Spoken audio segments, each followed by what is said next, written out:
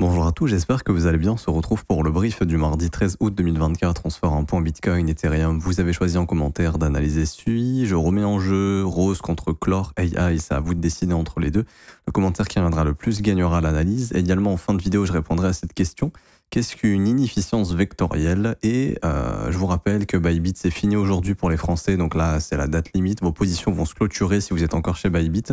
Et vous allez devoir transférer vos fonds ailleurs, donc soit sur un cold wallet comme un Ledger ou autre, ou sur une autre plateforme. Vous savez qu'on est partenaire avec Bitget et ils ont mis en place plein de petites choses sympas pour les nouveaux utilisateurs. Il y a facilement, vous pouvez récupérer là facilement déjà 20 USDT juste en vous inscrivant. Donc ça se passe via le lien partenaire, ça c'est le premier lien en commentaire épinglé. Tous les liens utiles concernant mon contenu, vous cliquez sur ce petit lien, ça vous ramène sur cette page où il y a tous les liens importants de la chaîne. Vous cliquez ici sur ce lien Bitget, meilleure plateforme, hop. Vous vous inscrivez, email, mot de passe et vous vous connectez et tout simplement, vous aurez également 10% de réduction sur vos fees, mais également jusqu'à 8 000 $ de bonus de dépôt. Et là, ils ont mis, comme j'ai dit, des petites choses en place pour les nouveaux utilisateurs. Donc, juste si vous faites un dépôt, vous avez directement 10 USDT. Et si vous faites un trade également sur le spot ou futures, peu importe, vous aurez également 10 USDT directement. Et après, il y a tout ce qui est APR, etc. Je vous laisse regarder, mais en tout cas, ça c'est pour tous les nouveaux utilisateurs. Et également, je vous sors très très bientôt un tutoriel sur la plateforme pour les ordres futurs et également comment se hedger. Parce que j'ai vu que ça vous intéressait. Mais ça, du coup, ça, maintenant, c'est plus possible de le faire sur Bybit, etc. Du coup, je vous ferai un petit tutoriel sur Bitget. Petit point copy trading rapidement, bilan de la journée. Donc ça, c'était hier, Sol et AR. On a des ordres qui ont été filés, donc on attend les TP tranquillement. Le marché a été nerveux, mais bouge pas énormément en ce moment. Donc c'est pour ça, mais bon, quand on aura un petit peu de volatilité, les TP vont revenir tranquillement, le bot va pouvoir prendre ses profits. Alors, pour revenir sur BTC ici, donc pour moi, le prix maintenant, aujourd'hui, est dans le range de la bougie d'hier. Ça veut dire quoi? Ça veut dire que, vous voyez, la bougie daily d'hier, ça va être le range du jour et probablement le marché va chasser une des deux bornes avant de prendre la vraie direction, qu'elle soit baissière ou haussière. Et ce qui est important et ce qui est intéressant de voir, c'est quelle borne on va d'abord chasser. Par exemple, c'est aujourd'hui autour du Core PPI, je le rappelle, il y a des news importantes. Aujourd'hui, on a le Core PPI aux États-Unis, 14h30 heure de France. C'est des chiffres qui vont faire bouger les marchés. Et mercredi également, on aura le Core CPI et le CPI. Ce qu'il faut comprendre, c'est que le marché est en train de se préparer à ces événements et on a bien créé nos deux bornes. Donc, on a bien une borne de stop ici et une borne de stop. Et ça, c'est probablement une des deux bornes que le marché va atteindre. On peut pas encore savoir quelle borne le marché va aller chercher en premier, mais en tout cas, on se dit que la borne qui va être tapée en premier sera le faux mouvement. C'est-à-dire, si le marché va d'abord taper la borne basse, c'est qu'on va faire une résolution haussière. Si le marché va d'abord taper la borne hausse, c'est qu'on va faire une résolution baissière probablement. Et ça, en fait, c'est ce que vous devez comprendre et ce que vous devez savoir. Vous devez être au courant que le marché fera toujours un faux mouvement avant de prendre la vraie direction. Par exemple, hier, pendant la session US, on a eu ici sur l'ouverture de l'US, ok. C'était là. On a eu un faux dump, vous voyez, 9h30, l'ouverture, elle est juste là du marché américain. On a eu un faux dump et bam, là le pump arrive, ok. Et on va chercher les stops pré-open US, juste ici. Et ça, c'est des mouvements que je vois tous les jours quasiment, vraiment tous les jours, comme la session de Londres ici. Donc elle commence à 3h du matin, heure de New York. Vous voyez, quand il est 3h ici, on vient prendre les stops de la session asiatique et bam, là on a le mouvement aussi. Il y a toujours, quasiment tout le temps, une prise de stop qui se fait aux ouvertures des sessions. Le PPI, ça va être la même chose. Le CPI mercredi, ça va être la même chose. Et donc là, on voit que le marché va être bloqué dans le prix du range d'hier, donc le plus bas d'hier ici, et le plus haut, ce qu'on appelle le Monday Low et le Monday High. Et très souvent, ces deux sommets sont chassés. Pourquoi? Car on a tendance à dire que le marché va punir les impatients de début de semaine. Ça veut dire quoi? Ça veut dire que tous ceux qui ont long lundi, ils ont leur stop où? Sous le plus bas de lundi. Et donc si on veut faire un mouvement haussier, il va falloir aller récupérer ces stops pour initier le mouvement haussier. Pareil, ceux qui ont short ont shorté, ils ont leur stop où? Au-dessus du plus haut de lundi. Donc pareil, si on veut faire un mouvement baissier, il faudra d'abord aller taper les stops au-dessus du sommet de lundi pour faire le mouvement baissier. Donc là, c'est impossible de savoir dans quelle direction va partir le prix. Maintenant, pour moi, en daily, depuis la prise de ces niveaux, là, 53 300, 49 000, donc cette zone de conso ici, 50 500, le fait d'avoir comblé l'imbalance vectoriel, donc ça j'y reviendrai justement en fin de vidéo, je vais le faire maintenant. Vous savez quoi? Donc la question c'était comme ça, on en parle maintenant. Qu'est-ce qu'une inefficience vectorielle? Alors une inefficience ici, donc en l'occurrence, ça va être de l'imbalance, ok? Et l'imbalance, je vous ai déjà expliqué ce que c'est. C'est souvent des bougies qui vont être impulsives et derrière qui vont laisser entre guillemets un gap. Alors c'est pas un gap comme les gaps que vous apprenez, par exemple sur les contrats futurs, etc. Où le vendredi on ferme à 70 000 et le lundi on ouvre à 72 000 et du coup il y a un gap de 2 000 $. Non, sur le prix, en gros ici, si vous voyez, cette bougie n'avait connu aucun retest de cette zone ici de corps de chandelle. Vous voyez, la mèche juste avant est ici et la mèche qui précède cette bougie est là. Du coup, ici, on estime que là, il y a de l'imbalance et on estime que le marché, ça, il va revenir bosser cette zone. Ok. Et là, on voit que parfaitement, le prix est revenu chercher cette zone au millimètre près. Ok. L'imbalance ici a été comblé.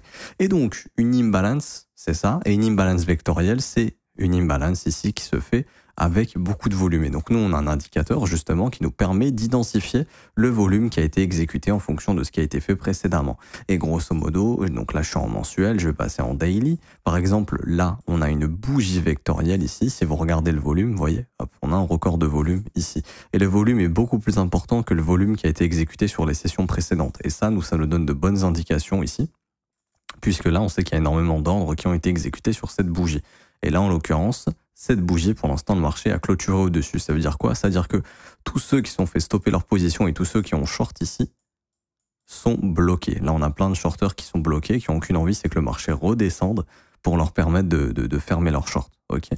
On sait également, par exemple, qu'il y a beaucoup d'ordres qui ont été exécutés ici. Et là, il y a probablement beaucoup de shorters ici, au sein de cette bougie, qui ont envie que le marché baisse pour défendre leur position. Et par exemple, il y a un gros point d'intérêt au-dessus de cette bougie daily pour aller péter un maximum de stop loss vendeurs. Ok. Alors, vous allez me dire, tonton, oui, mais le mec qui a shorté ici, il a probablement pris des profits sur la baisse. Oui, je suis d'accord avec vous. Maintenant, il y en a qui ont encore des positions ouvertes ou par exemple des gens qui ont vendu sur le spot ici et qui ont envie que ça baisse parce qu'ils ont envie de racheter plus bas, ils n'ont pas trop envie que ça monte. Et donc, c'est des gens qu'on pourrait forcer à acheter, à faire acheter, parce que là ils vont se sentir menacés en se disant putain nous on a vendu là, on n'a pas racheté plus bas, donc là ça revient à notre prix de vente, faut racheter pour repasser dans le train. Et également tous ceux qui sont en train de shorter actuellement là, ont probablement déjà leur stop au-dessus de ce sommet, mais probablement au-dessus de ce sommet également, donc ça devient des points d'intérêt pour le prix. Donc voilà, j'ai répondu à la question avant, mais c'est ça, une imbalance vectorielle. C'est une imbalance classique comme je vous ai appris il y a quelques jours, sauf que ça se fait avec une bougie qui va être vectorielle, donc une bougie à fort volume, tout simplement. Pour ceux qui veulent utiliser les indicateurs, pareil, je vous ai mis un petit lien ici. Vous avez le lien qui va être juste là, nos indicateurs TradingView. Vous cliquez sur ce petit lien, vous mettez votre mail et vous allez recevoir un accès par mail sur TradingView, tout simplement. Et donc, pour revenir sur BTC, comme je disais, le fait d'avoir réintégré cette bougie ici, c'est bien. Également, on a de l'imbalance haussière et regardez la précision hier sur le dump. Hop, on est venu combler toute l'imbalance, grosse mèche de réjection. Et c'est ce qui fait que le prix va être coincé entre ces deux bornes. Donc, le plus bas de l'indice qu'on appelle le Monday Low et le plus haut de l'indice qu'on appelle le Monday High. Et là, le marché là, va très probablement aujourd'hui consolider entre ces deux bornes. Et au moment du PPI, on va nettoyer une des deux bornes. Et comme je vous dis, ça nous permettra de savoir la vraie direction du marché. Donc si on est bullish, on veut que le marché en fait aille d'abord chasser au sud avant d'aller tout simplement défoncer le sommet et faire une résolution haussière. Maintenant le prix en daily, j'en ai déjà parlé hier, il dit bullish jusqu'à ce qu'on perde cette zone d'imbalance. Donc tant que pour moi on ne s'installe pas sous les 57 600, l'objectif c'est plutôt bullish et idéalement je voudrais voir la chasse du Monday Low ici. Aujourd'hui on fait ça et mercredi le CPI nous fait un mouvement haussier. Si les chiffres du CPI sont bons, par exemple, ça permettrait éventuellement, si le Monday Low a été chassé, de faire une résolution haussière et d'aller s'attaquer à cette zone de buy stop ici maintenant, au 62 700. Car tous les shorteurs qui sont en train de shorter ici depuis jeudi, vendredi, samedi, dimanche, lundi, sont en train d'accumuler leur stop au-dessus des sommets daily et plus majoritairement juste là. Donc ça commence à devenir une zone de stop assez importante que le marché va probablement essayer de déclencher. On voit que les acheteurs, eux, ils se font chasser, low daily chassé, low daily chassé, low daily chassé. S'il y a encore une chasse du low daily, tous les acheteurs se font chasser, mais tous les vendeurs sont intacts car leurs sommets ici sont gardés intacts, ce qui fait qu'il y a beaucoup de zones de stop à les déclencher ici. Si on perd cette zone d'inefficience, j'en ai déjà parlé, l'objectif du prix, ce sera d'aller récupérer les 3 low daily qu'on a ici au niveau des 53 800 $. J'ai pas plus de choses à dire sur BTC. Donc la session d'hier, pour moi, en fait, elle a préparé le PPI, très probablement. On a posé une borne basse, une borne haute, et donc là, on laisse les gens trader au sein du range pour récupérer leur stop, soit ici ou ici, donc sous les 57 615 ou au-dessus des 66 660 à peu près. Et voilà, pas plus de choses à dire. On peut aller sur ETH. Là, ça reste du range et la chasse au stop nous donnera la vraie direction et ça, c'est ce que vous devez regarder. Alors, concernant Ethereum, ici, donc là, je suis en horaire. Sympa, Ethereum a repris un petit peu de force. Ok, on va passer juste avant en daily. Donc, je vous en avais parlé de cette zone, c'était important à maintenir. C'était la zone d'imbalance qui avait été cassée juste ici. Là, il fallait absolument la maintenir. Et donc, tant que c'est maintenu, pareil, le billet en daily, il est plutôt bullish. Alors, bullish, pas to the moon, hein. Bullish pour aller combler cette zone d'inefficience là. Ok, ça va être comblé, c'est ce qu'on appelle faire du rebalancing, c'est-à-dire en gros combler les imbalances baissières qu'on a laissées derrière nous. Et dans un mouvement baissier, tout simplement, on baisse, on fait du rebalancing et on continue de baisser. Ok, donc ça serait le scénario le plus probable. Également, je vous rappelle qu'au niveau des ETF, des Ethereum futurs sur le CME, il y a un énorme gap là qui est toujours ouvert entre 3000 et 2764. Impossible de laisser ça ouvert avec une amplitude aussi importante. Alors, est-ce que ça va être comblé maintenant, dans un an? Ça, on peut pas savoir, mais en tout cas, il y a de grandes chances d'aller combler tout ça. Et j'ai bel et bien l'impression que ça pourrait être fait rapidement pour par la suite aller refaire un mouvement baissier. En tout cas, c'est plutôt l'idée que j'ai sur Ethereum pour le moment. Pourquoi je pense ça? Puisque il y a trop de signaux haussiers qui ont été transformés en signaux baissiers. Alors certes, la zone est hyper importante, là, sur ces niveaux de prix, le fait qu'on soit venu mécher là, mais personnellement, j'ai bien le sentiment que cette structure de sommet forme un haut de range et là un bas de range, et j'ai bien l'impression qu'on va faire un peu comme en 2019, c'est-à-dire que le prix va à un moment donné trouver un plus bas dans la souffrance, et ça serait probablement dans ces niveaux de prix. Alors, où exactement, je sais pas, mais j'ai bel et bien l'impression qu'on va revenir bosser un petit peu ce range ici avant de le recasser définitivement et d'aller faire une continuation haussière. Donc dans l'idée, c'est d'avoir quelque chose comme ça. Donc peu importe que le bottom il soit là, qu'il soit légèrement plus bas, on s'en fout là. Tout ce qui est autour des 2000 $, c'est un très bon prix. Même 2600, on va dire que c'est un bon prix. Mais en tout cas là, on a marqué un haut de rallye, on a un bas de rallye ici, donc automatiquement pour moi, on rentre un petit peu dans un marché qui va ranger entre ces deux bornes. Et je m'attends un peu, comme j'ai dit, à ce qu'on fasse comme en 2019. Alors, est-ce que la borne basse est bon été trouvée ici? Peut-être, mais j'ai le sentiment que ce serait un peu plus bas dans un mouvement de panique et de capitulation qu'on trouverait le futur lot de ce dump pour aller chercher un nouveau sommet et enfin résoudre ce range au nord. Quoi qu'il arrive, ce range sera résolu au nord pour moi, mais voilà, je m'attends à ce qu'il y ait peut-être encore un petit peu de turbulence avant d'aller le résoudre. Et du coup, pour revenir ici, ça nous ferait ce qu'on appelle, comme j'ai dit, le rebalancing. Également, on voit que là, il y a une imbalance weekly qui s'est formée. Et d'ailleurs, ETH a pris le sommet weekly de la semaine dernière. Là, il ne faut absolument pas que ça se retourne, parce que on a pris le sommet weekly de la semaine dernière. Si là, le marché se retourne, son prochain point d'intérêt, ce sera le plus bas de la semaine dernière. Ça sera sous les 2116 $. Ça, c'est important. Mais là, il ne faut surtout pas se retourner. Vous voyez, prise du sommet de la semaine dernière. Et là, pour l'instant, réjection. Il ne faut surtout pas se retourner ici. Il ne faut surtout pas perdre cette zone d'imbalance, comme je vous disais. 2552, il ne faut surtout pas perdre ça. Pour moi, c'est ce qui maintient le flux bullish ici. Maintenant, en horaire, on voit que on a eu notre prise de stop. Là, il y a une réjection avec une inefficience baissière qui est en train de se former. Faut absolument casser cette zone d'inefficience. Là, pour l'instant, en horaire, il y a un petit signal de flux baissier où le prix pourrait être amené à aller retravailler un petit peu plus bas éventuellement la zone de breaker. On en avait parlé, mais ça devait absolument être maintenu. Vous voyez la belle réjection qu'on a eue. Le marché pourrait aller retravailler proche de ce breaker, éventuellement. Ici, donc aux alentours des 2528. Maintenant, je vais aller sur H4, on a un graphique qui est un peu plus propre. Là, ici, ouais, prise de, vous voyez, il y a les trois sommets au même endroit, prise de stop, réjection. Là, il ne faut surtout pas vraiment que ça casse en fait le lot des 2507, parce que là, ça voudrait nous indiquer qu'on va aller travailler l'imbalance plus bas, 2450, voire aller chercher sous le lot des 2400 $. Et comme je vous dis, on a pris un sommet weekly. Ça, c'est important. Là, je vais l'écrire. Hop. Mais là, on a un weekly high qui a été chassé.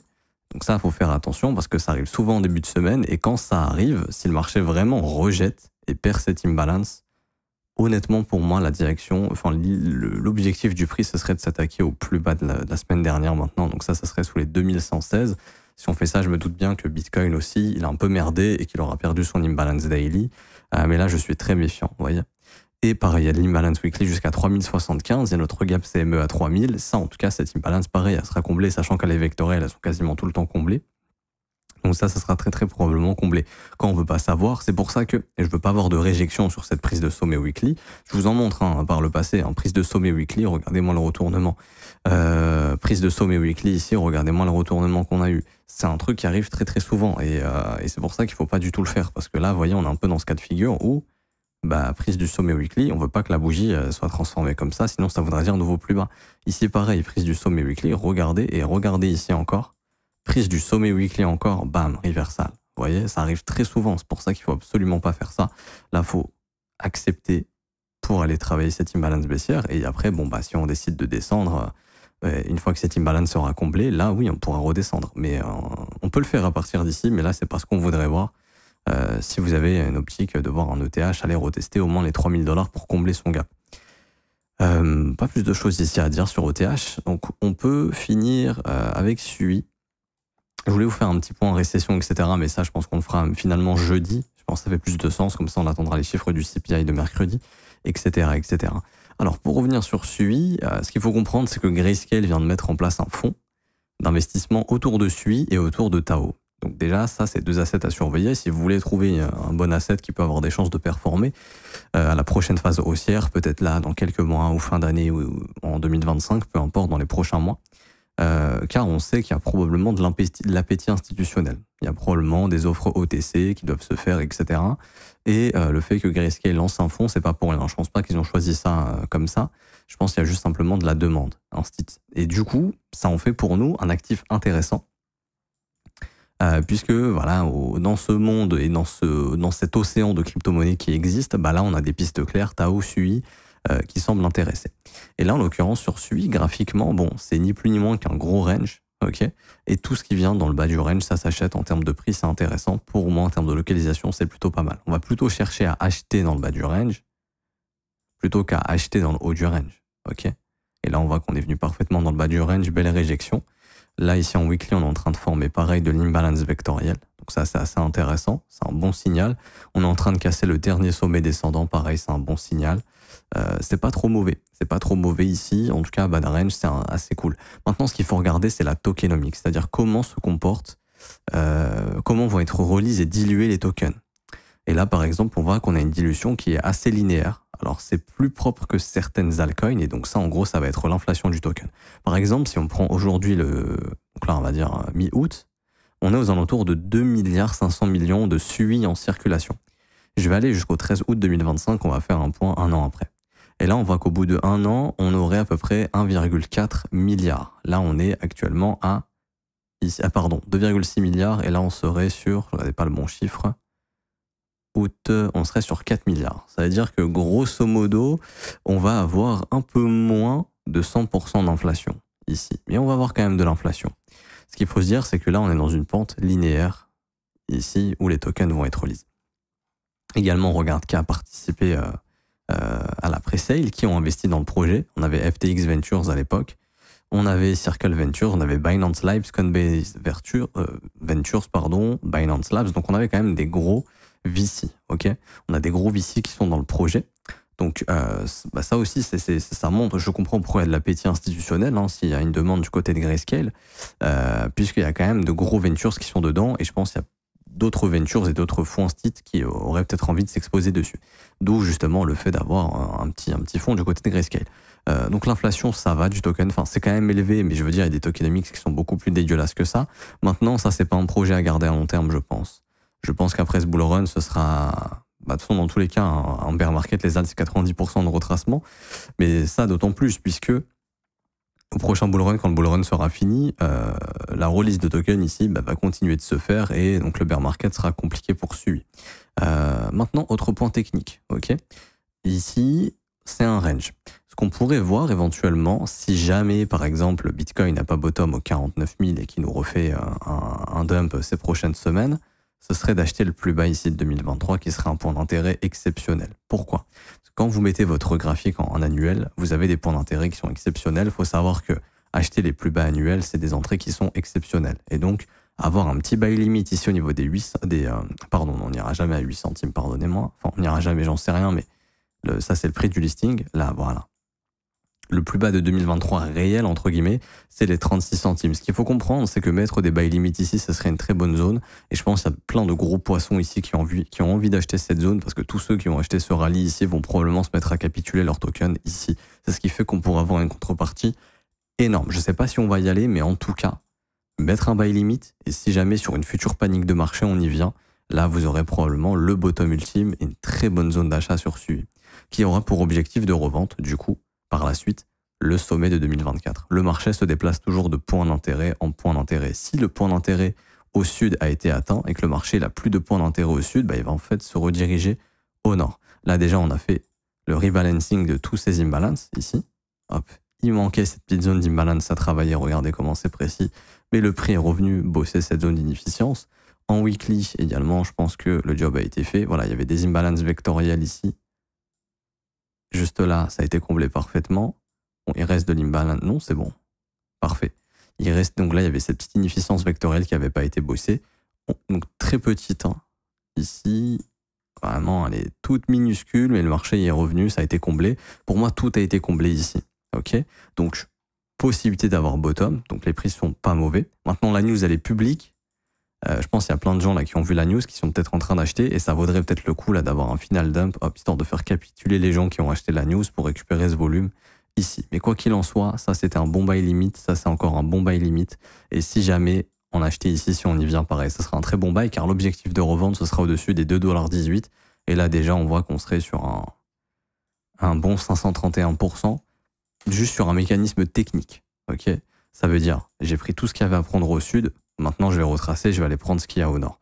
Par exemple, là, cette zone d'imbalance vectorielle, elle a, je dirais, au moins 80% de chances d'être comblée. C'est-à-dire que là, suivi, on sait que, alors s'il est déjà en train de redevenir bullish, son objectif, c'est de se diriger vers cette zone de prix, vers les 1,45. S'il n'est pas encore bullish, c'est-à-dire que, là, par exemple, on n'arrive pas à casser cette jambe d'impulsion baissière, et qu'on fait un dernier dump sous le lot de août et qu'on va chercher le plus bas de 2023 sous les 36 centimes, ensuite, son prochain point d'intérêt, bien sûr, bon, ce sera d'essayer de bottom, mais je pense qu'en termes de point d'intérêt, tout aura été atteint.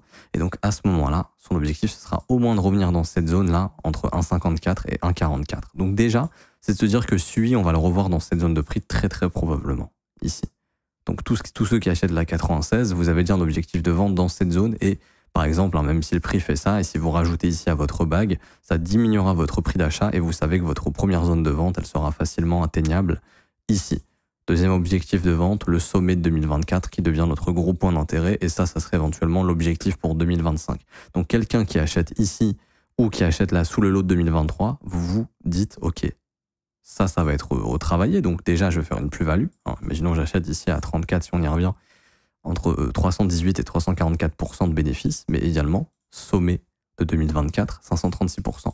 Et vous verrez que le marché se déplace de ses points d'intérêt en ses points d'intérêt. C'est complètement fou, mais c'est comme ça que se déplace le marché. Une fois qu'il s'est nourri au sud, il va aller se renourrir au nord. C'est comme ça que ça marche. Vous pouvez regarder n'importe quel graphique. Par exemple, là, je vous remets en échelle annuelle. Et je vous prends un Matic. Regardez où est-ce qu'il est Matic. Matic, il arrive très proche de son sommet, de son plus bas de 2022. À 31 centimes. Je dirais que maintenant, il y a 95% de chances d'y aller. Une fois qu'on va y aller, quand il se retournera, son prochain objectif, ce sera le sommet de 2024 à 1,30$. Et vous verrez qu'en 2025, donc là, je pense qu'on va aller déclencher le plus bas, et vous verrez qu'en 2025, on reviendra probablement distribuer le prix au-dessus du sommet de 2024 et au-dessus du sommet de 2023. Donc Matic, en 2025, je le revois facilement à 1,54$. Une fois qu'il aura atteint ce qu'il a atteint au sud, il ira chercher ce qu'il a atteint au nord. Ça sera du coup la contrepartie de ces deux sommets. Ici, annuel. Et SUI, c'est la même chose. Donc, si jamais on y vient, en tout cas personnellement, là je mettrai un petit buy limit, ça m'intéresse. Sur SUI, sous les 36 centimes, si jamais j'en chope un petit peu, ça me permettrait d'avoir un très bon prix sur une capitulation éventuellement.